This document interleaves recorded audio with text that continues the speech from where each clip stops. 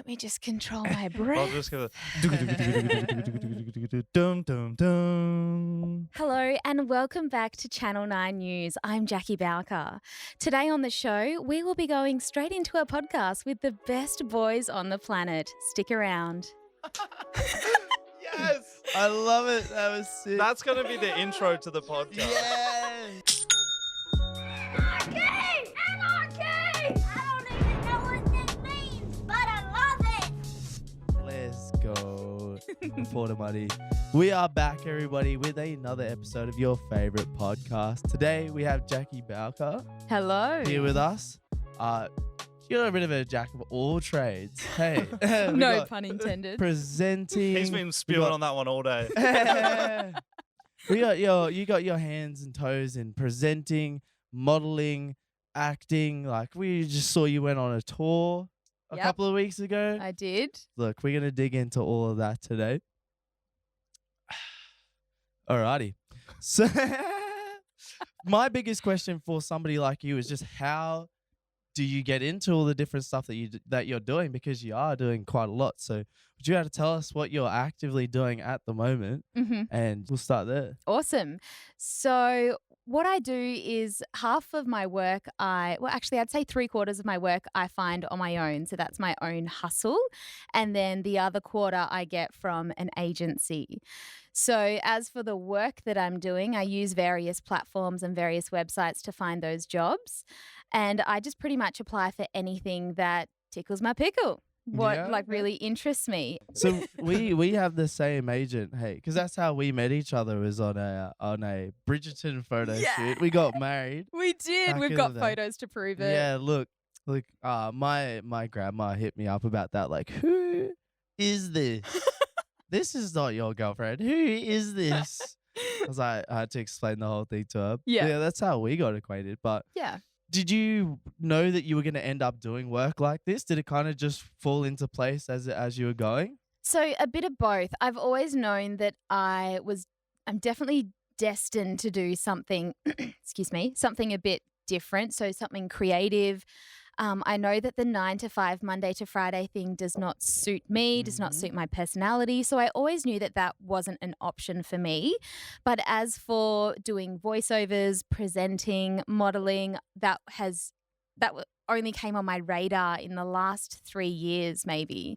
So before that, I was actually a professional dancer and living in Sydney and doing different contracts in Sydney and a few international contracts and all of that. But what comes with living in Sydney is that dirty rat race. So I was also working that Yeah. 9 to 5 job, which I loved. It was great, but there was just a real disconnect between that job and the dancing, and I just wasn't getting the joy Yeah. from it. So I just completely stopped it all, decided to go traveling. And it was while I was traveling that I was like, no, Jax, like you have to zone in on this fire and find what job aligns with you and just go for it. So I came back from traveling and I was just trying everything, and I was really lucky to have had a little bit of voiceover training previously. So I picked that up quite quickly. And then with the presenting, I guess just like knowing that I wanted to throw myself into anything, I was like, yeah, I can do presenting. I've done it before. Absolutely not, had I? When you lie on the resume and get the job. Oh, 100%. They were like, do you have teleprompter experience? I was like, yeah, I do. I'd never read from a teleprompter in my life, but That would freak me the fuck out, trying to read off a teleprompter. How quickly does it go? well, usually there's someone else in the room that's scrolling the teleprompter, so they will follow you. Okay. Yeah, so it just depends on how fast that you're talking, but it is quite a skill. And there's the skill with like moving your eyes. You cannot read the words word for word. You have to stare kind of at the one Yeah. spot. Yeah. Peripheral read it. Peripheral. Yep. Yeah, Because for otherwise sure. it look like you're reading. Yeah. Yeah, what a trip. Yeah. Yeah, look, I can't read out loud for the life of me. If I was trying to do that, I would look like a complete fool. So you grew up in Western Australia, Perth. Yes. And so what was that like for a creative mind like yourself coming up? Because it's although you've got lots of space, it's quite a small community from what I've heard from a lot of people. Yeah, it really is. I just want to say, though, I haven't lived in Perth for about 12 years, so Yeah. I'm really out of touch with what it's like right now. But back then, if you wanted a career as a dancer, an actor, anything in that performance-based industry, you were moving out of there. Yeah. You could do your training there because they have the Western Australian Academy of Performing Arts, which is like one of the top training institutions in Australia for that stuff. But as soon as you'd done your training, you were over east for the jobs. There's just Yeah. no jobs in Perth. So it is really quite isolating. And if you do choose to do your training in Perth, so much of the industry relies on contacts. And so you're not making those contacts while Yeah. you're kind of breaking into the You've got to be in professional. proximity. Yeah, Yeah. absolutely. Yeah. So when I decided that dance was going to be my career, I actually took it a couple of years off, but then I came back to it. And as soon as I made that decision, I was living in Sydney and doing my Yeah. thing there because you just have to. There's nothing otherwise. And Sydney's a very, very exciting city. You know, I lived down there for just shy of 3 years. And amazing city, like the energy that you feel sort of every single day, you're just super motivated. But after a stretch of time, I found, like you alluded to it earlier, the rat race, there's just this constant drain of energy that comes from like, you know, having to always one foot in front of the other and like, okay, if I ever stop moving, I'm going to get left behind. You know what I mean? Yeah. And like, for that's sure. exciting in the beginning, but it fucking drains you after a little bit. Yep. And I think that's part of the reason why I fell out of love with dancing and with that performance industry that I knew I wanted to be involved in, but I just didn't know how because all of that kind of took over. Like your need to pay rent sometimes is more important than something else. It's quite expensive down there as well. So expensive. It's like Gold Coast prices now. It's wild because like the type of work that you do as well, that's like an entire day gone as well. If you've got a regular job and then something else comes up, that's your whole day, possibly multiple days gone. And I know for myself, a lot of the time you find out about it like the night before. For sure. So it's so hard to balance a normal job whilst doing that kind of work as well. Yeah, I feel like your employer would have to be so understanding. And that's the thing with this industry. A lot of people don't get it, which is fine that they don't get it. But then you just have to choose to not to protect your own energy and protect your time and all of that. And if that means that you don't work that Monday to Friday 9 to 5 job, then that's the decision you have to make. Yeah. And then that comes with maybe not earning as much and all of that. But yeah, like really hard decisions that you have to make to protect your craft and what you're trying to achieve. Yeah, because the creative industries, like there can be a very long plateau before we start to see an income. you Yes. know? Yeah. And that's something that it's hard finding that balance because it's like, oh, I'll work that 9 to 5 while I'm, before I'm coming up. But then a lot of the time it's very hard to get that come up while you're working a 9 to 5 because Yeah. you almost got to dive in head first. Yeah. When I was working a 9 to 5 last, I didn't create at all the whole time. Just because I would come home from work and I was just so tired and I didn't feel like sitting down and being creative. So Yep. the money and the comfort that came with a stable job was at the expense of my creativity and, got out of it, was struggling to get by week to week. But hey, I started writing some fucking bangers. So Here we are. it's the trade-off, like you Yeah. said, there's a bit of a climb until you get to a point where you're really profiting, but yeah, it's a sacrifice that creatives have to make, really. It's Yeah. a sacrifice, and it's the confidence and just the knowing that it's going to be okay. Mm-hmm. You're going to be able to pay bills and buy groceries, and yeah, it's fucking scary. Yeah. There's no other word for it, really. Yeah. It's just like Yeah. terrifying. But how good would it feel when you're on the other side of it, All of Yeah. a sudden your name power is massive and you get paid well for every single little thing you do, and then you're just like, holy shit. Yeah. Yeah, I slugged it out for like 10 years, but Yeah. now I'm here and now I'm chilling. So Yeah.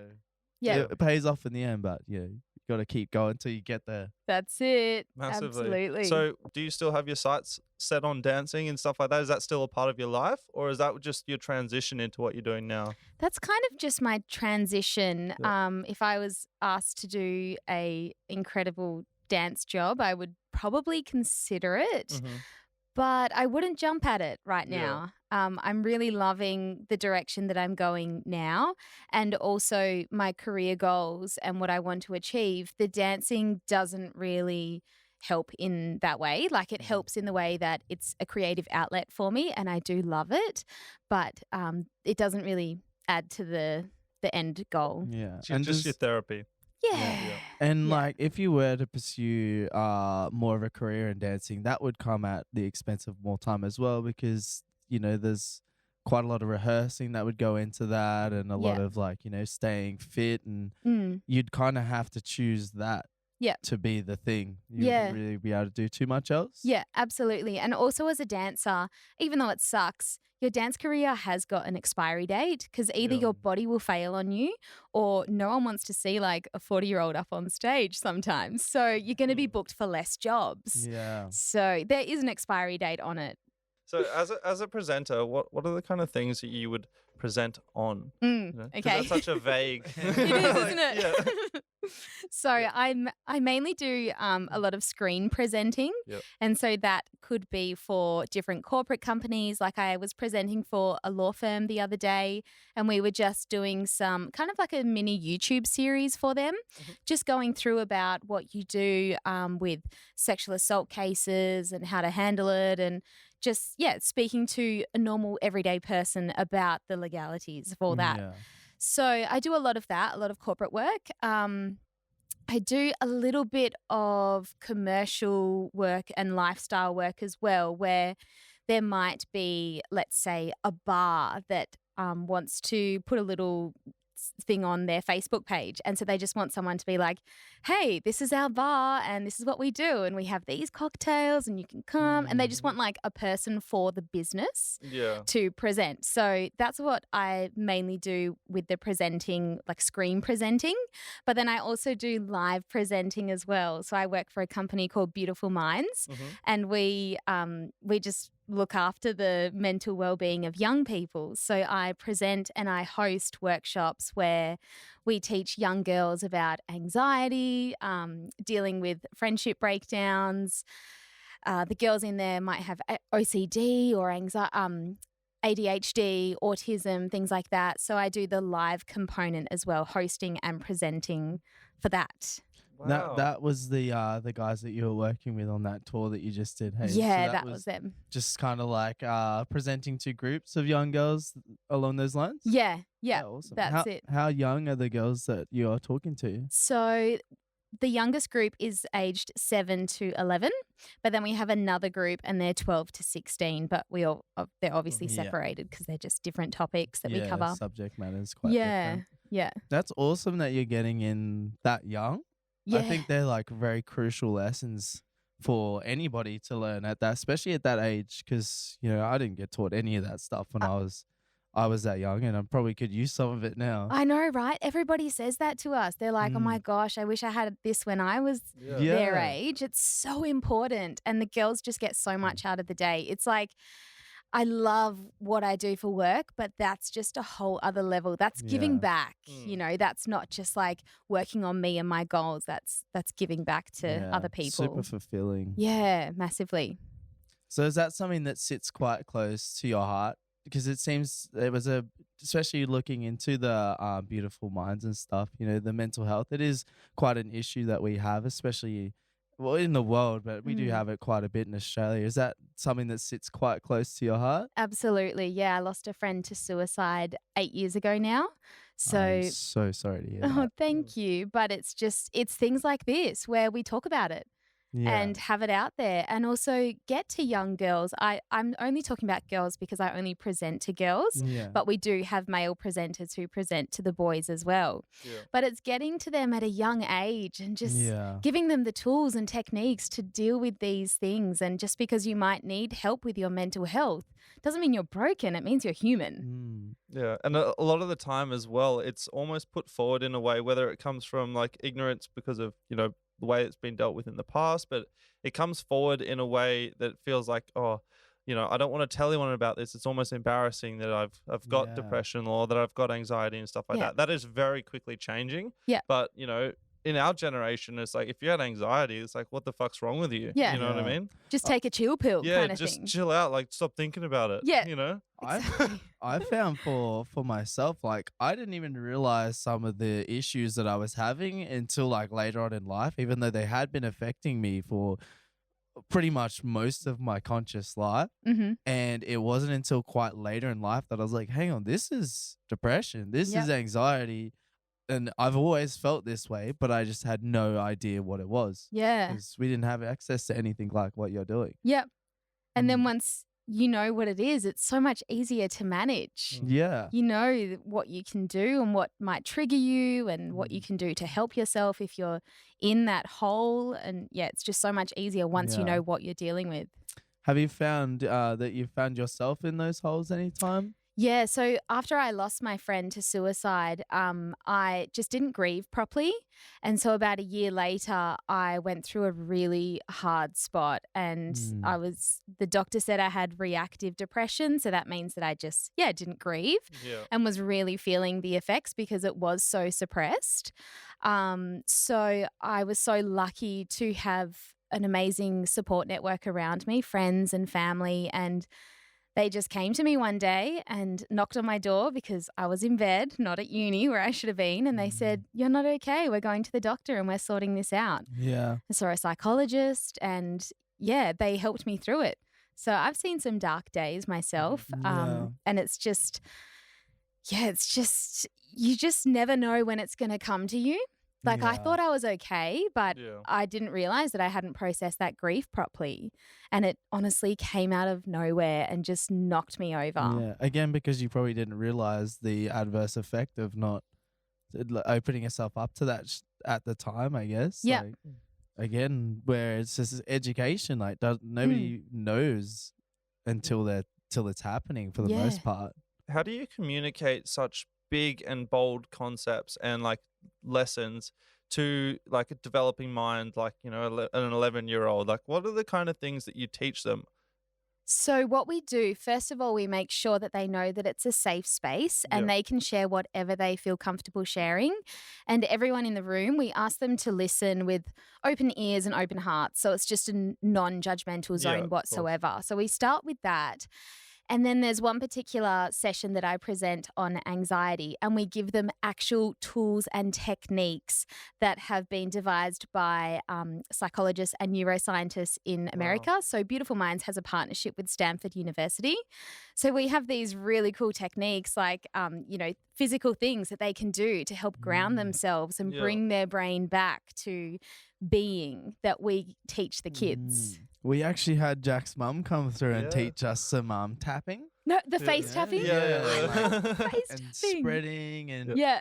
she had Scott, Jack, and I in the studio on one leg hopping around tapping. Yeah. And I really did feel quite a lot better after Yeah. it. We were all in a bit of a slump, and then Jack Mhm. talked her into doing it for us, and then we went on and we recorded a banging track after I'm that. sure you Yeah. did. Yeah. Because it gives your brain a mission. It's like, okay, you're completing this mission, Mhm. and it just makes everything else disappear and you zone in on that mission. And when you come out of it, you're so much more grounded. Your breath isn't up here, it's way down in your belly where it should be. Yeah. It's just only good things that come from those exercises. Yeah, because I can only speak like from what's going on within my own mind, but I'm only stressed or anxious or depressed when I'm living anywhere else other than right here, right now. Like Mhm. this room that I'm in right now is beautiful. I'm with amazing people, right? But yet my mind could still take me to those places if I allow it, if you know what I mean. So when you Yeah. bring yourself back, you ground it, like you said before, to the present, we realize in majority of people's lives, we actually live beautiful existences. you know? So it's just really comes for that. But like there's a other side to kind of and feel free to speak to this because my decision isn't 100% made up, but there is a dark side to kind of depression and anxiety being such a prevalent conversation now, whereas I feel like it's almost becoming something that is moving to the cooler side. Yep. You know what I mean? Like it's cool to be an angsty teen and like, you know, all that kind of stuff. But I suppose that's always been around. But do you come across like the kind of kids that come into your sessions, are they brought there through their own will, or is that something done through schools, or like how do they get there? Sorry, it's Yeah. often through their parents that Yeah. have booked them in. And I agree with you with that. It's a really like, it's a, you don't want to delve too deep into that because No. of the damage that it could cause.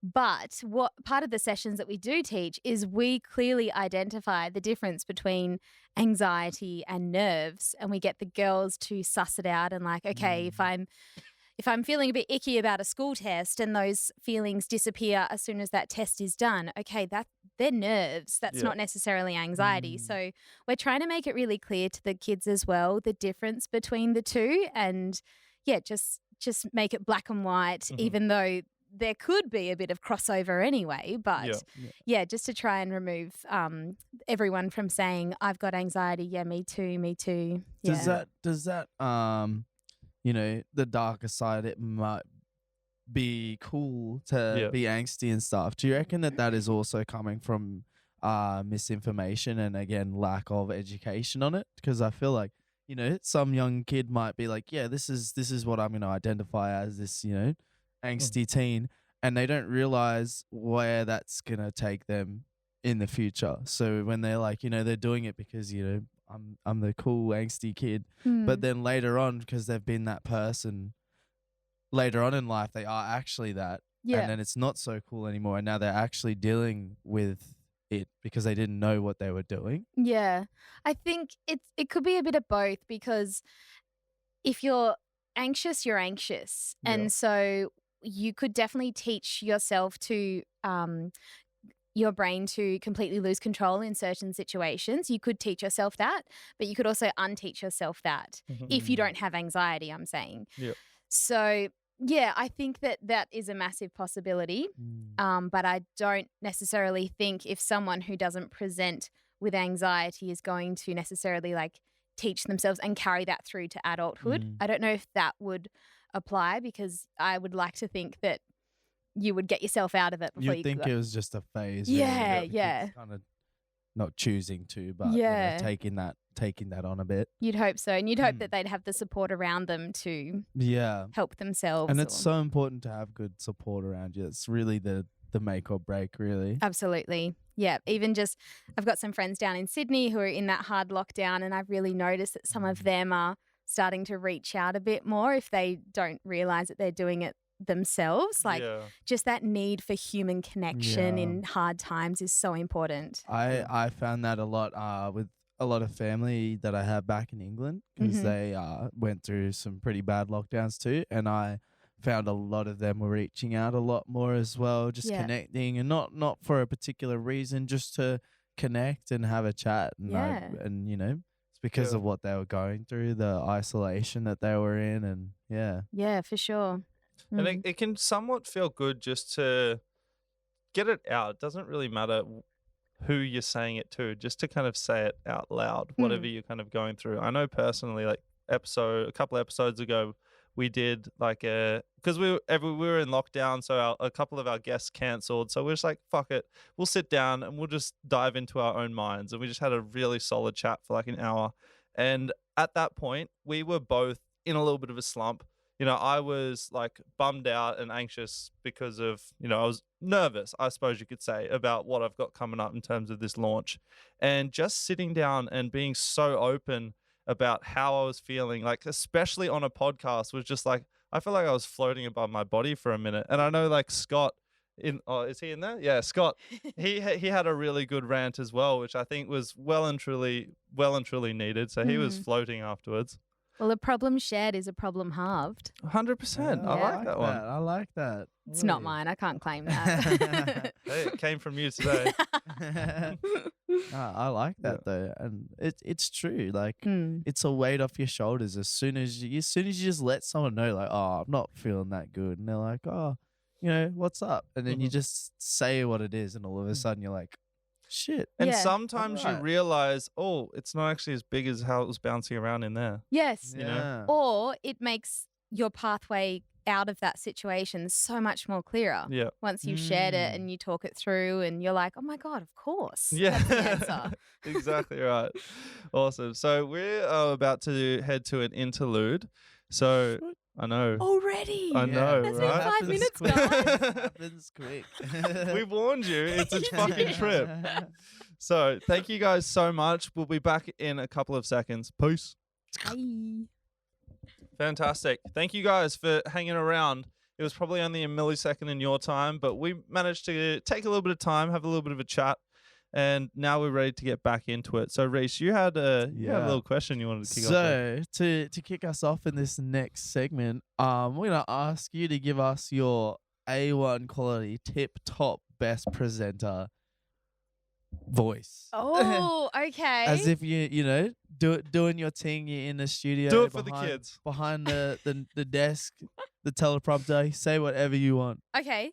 Right. So it's like a news style that you want. Yeah, Okay. no, like let's the go most for it. presenter voice. you Shock could do. us. Let's go. Let me just control my I'll breath. just give it. Dum dum dum. Hello and welcome back to Channel 9 News. I'm Jackie Bowker. Today on the show, we will be going straight into a podcast with the best boys on the planet. Stick around. Yes. I love it. That was sick. That's going to be the intro to the podcast. Yes. that's I've the done intro. voiceovers for podcasts before, outros, intros. Fucking oath, Fuck yeah. I'm sure you Oh, have. look, I got everything I asked for and more. just Oh, then. good. Thank you so much. So did you have a coach for that, or did you just like sit and listen to YouTube and like teach yourself? A bit of both. So when I was at uni, I started a Bachelor of Music majoring in music theatre, which I haven't finished. And one of the units were on voiceovers. So I got a taste for voiceovers back in uni like 9 years ago. And I knew that I loved them, but I just didn't touch them at all. And then when I moved to Brisbane 2 and a bit years ago, I was like desperate to make some money. Mhm. But I knew that I didn't want to do the 9 to 5 grind. And so I was like, stuff it. I got on Facebook Marketplace, bought myself a secondhand microphone, and I just kind of taught myself and learn on the job. So the client might ask I'll get the script and they'll say, we want warm, caring, but credible. And so I will...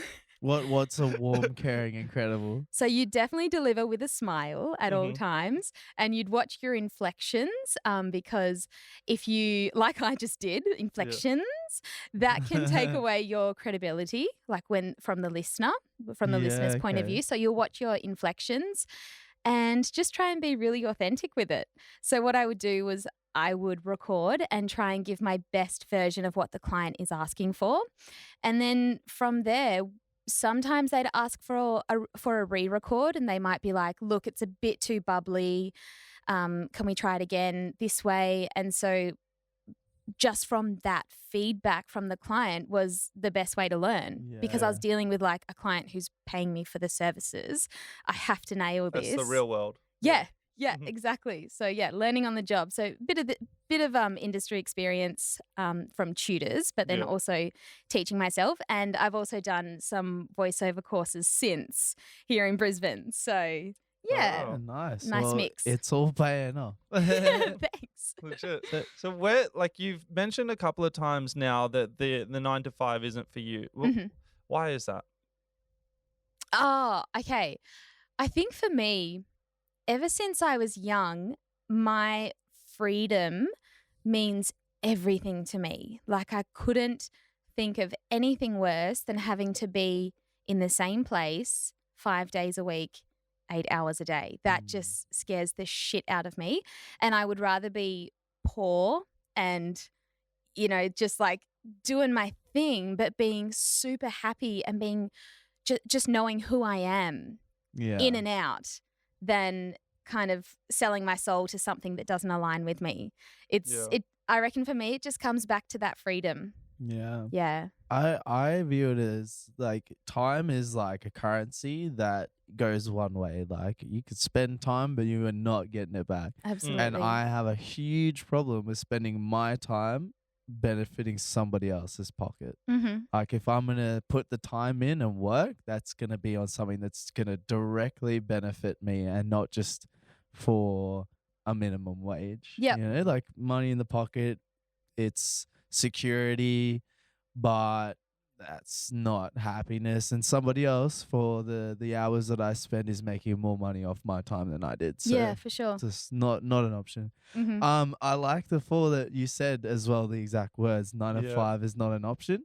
Because there's a line in the song that we're about to put up, which is 9 to 5 ain't a motherfucking option. No way. That's Yeah. a sign, I'll guys. show you that after too. Scotty, pull that up, eh?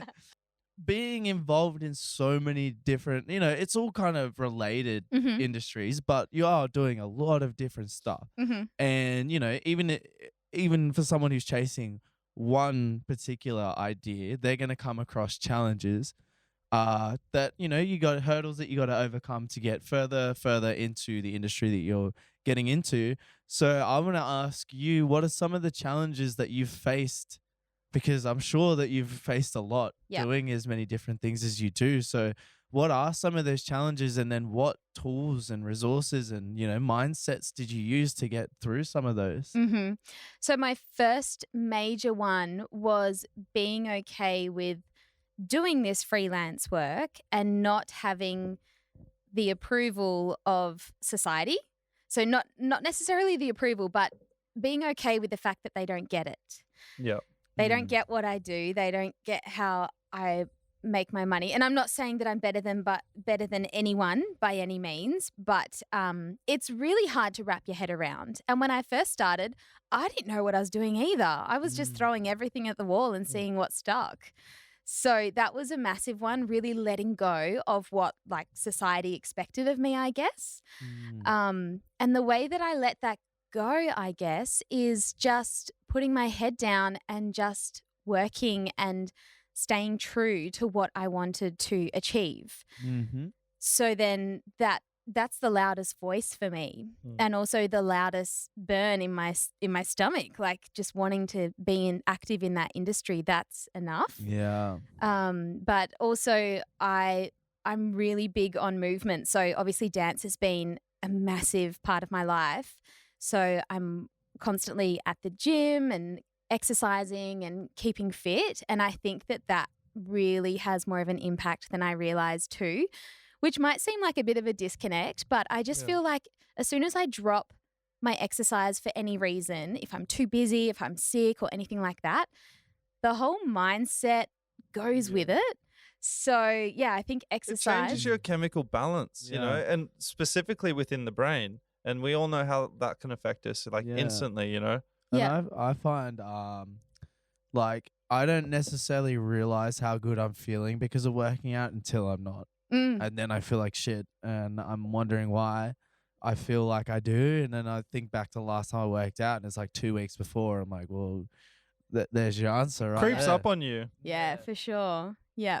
And one of 100%. the so that's one of the struggles that I was going through kind of at the start of this journey. And something that I'm going through now is a bit of imposter syndrome / knowing that, well, I know that it's going to happen, but trusting and believing and having the confidence so what I'm going through at the moment is I also work what I call my muggle job. And so I have a normal job. Yeah. And all it is 2 nights a week, I'm a first aid officer. And I'm taking steps to letting that job go, which means I won't have a steady income. I won't have X amount guaranteed coming in every week. And so just going through that at the moment and just having gripping onto my faith of it's going to happen, Jax, just keep going. It's a matter of when. Yeah. And like Yeah. open yourself up, as you were saying before, Reese, like opening yourself up to other opportunities, but also being really conscious of what this job is taking from me. So, sure, I only work 2 nights a week, but what's it taking from me time wise? What's it taking from me energy wise? Like, I Yeah. find the job so draining.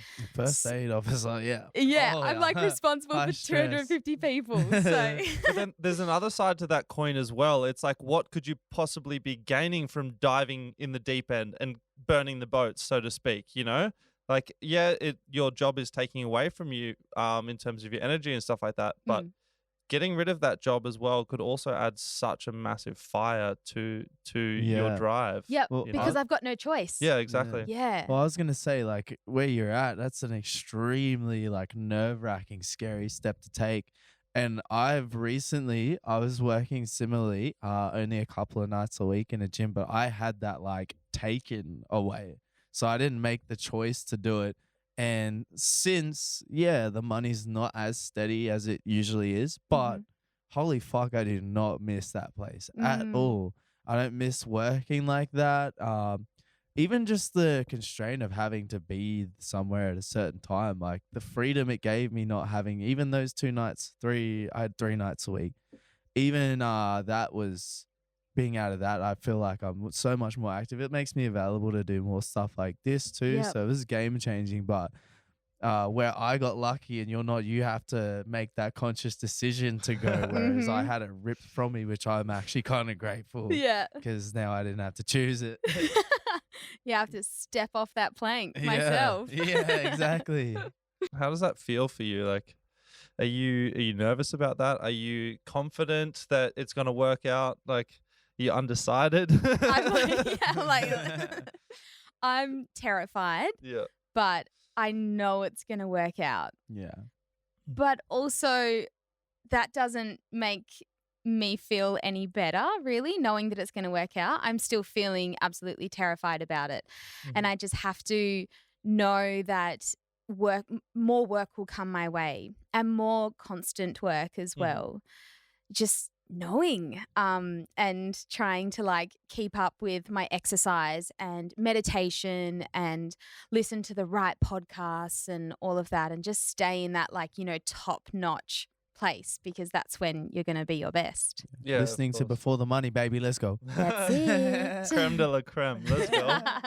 It's super. It's just big scary step for sure. So I want to ask don't you. think so. It intrigues me the amount of different stuff that you do. So I want to ask you, as impossible a question this is. Yeah.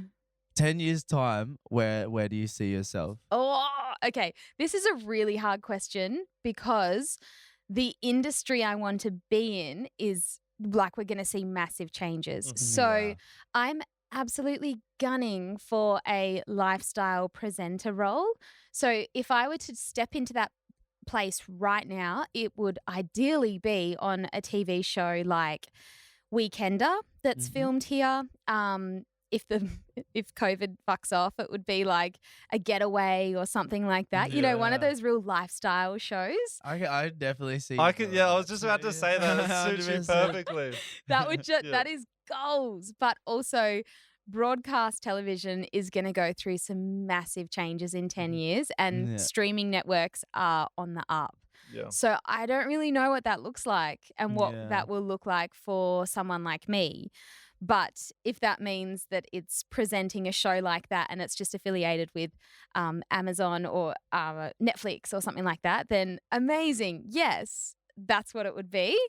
But also on the side of that, because it does go hand in hand so well, is I would love to just keep going with my voiceovers. Like there's something about voiceovers that is just magic. You can be handed a script and it's you with this built-in instrument that everyone has on this planet and you can just make magic. You get to play so many different characters. Yeah. You've done a bit of like cartoon work for. I remember you were talking about it last time I saw you for like speaking with kids again, but you were like playing a little. Was it an alien? Yeah. DD the alien. She's the boss. Oh, that's awesome. Yeah, I don't. Where can I find that? Because I want to hear that.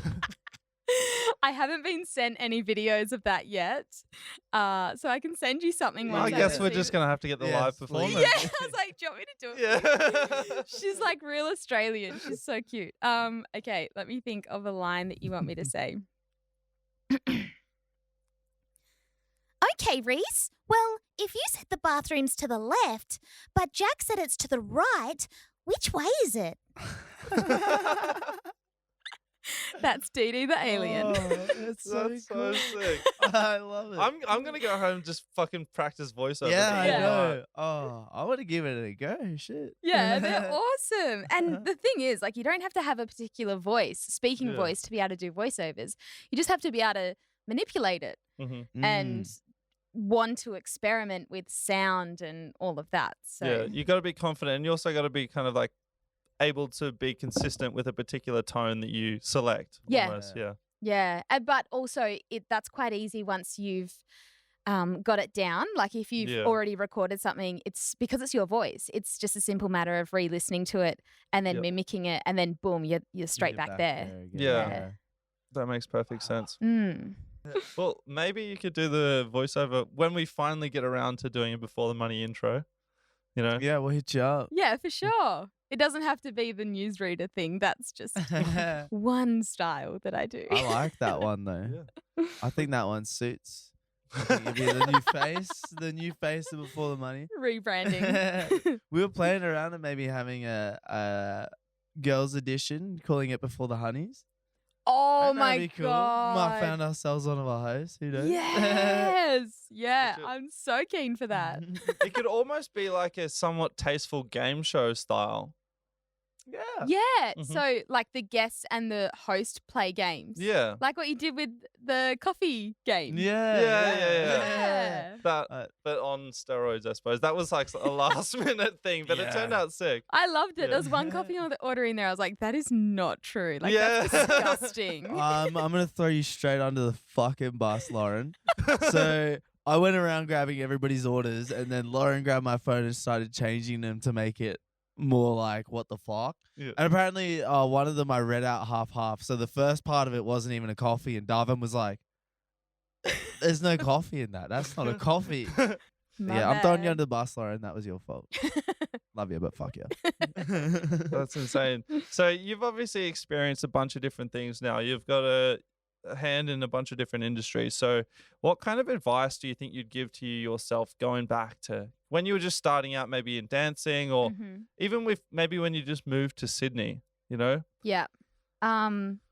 I probably wouldn't change a thing. So I would probably just tell myself, just do it. Throw your all at it Mhm. and love every second. But also, I'd say watch for the signs and have the confidence to act on those signs. So it actually took me quite a while to step away from dance. And also step away or have the guts to leave Sydney, because technically there was nothing wrong with my life in Sydney, but I just knew I didn't want to live there anymore. So yeah, look for the signs, but just do it all and throw your all at it. Look within. Look within. Yeah. Awesome. Look, I think that's a pretty good place to wrap, Yeah, we if could. you ask me. Oh, I think, yeah, bro, that gives us perfect time. Oh, So fuck where can our audience come across your work? So I'm on Instagram at Jackie M. Bowker. Mhm. And I also have a website, jackiebowker.net. So all my work is on there. Awesome. Yeah, Mr. there. Disney, if you're listening. Hit her up. Network 7. Yeah, and keep an eye out for, was it Hyundai? Is it what I saw you in a Oh, car ad or something. MG. MG. Yeah. Fuck yeah. Dreamworld ads coming soon. Yeah. Just keep your eye out. You're gonna see us somewhere, guaranteed. This is definitely going to be like a returning guest, I Oh, think. Yeah, Yeah. 100%. We wanna dive into Yeah. recurring faces, especially because you're out there fucking crushing it, doing everything that you can get your hands on. So we'd love to watch your development as you go, Thank you. and keep coming in, checking in on us, and dropping some dimes. Yeah. Can't wait. Yeah. Bring it on. Can you please say goodbye in your favorite presenter voice? Okay. I'm just going to do the newsreader one. Whatever for you want to do, yeah. Thank you so much for joining us tonight. Make sure you tune in for the next episode of Before the Money. Before the fucking Before the money, baby. Let's go. Young Oh, Awesome. yes. Thank you for coming out. Thank you.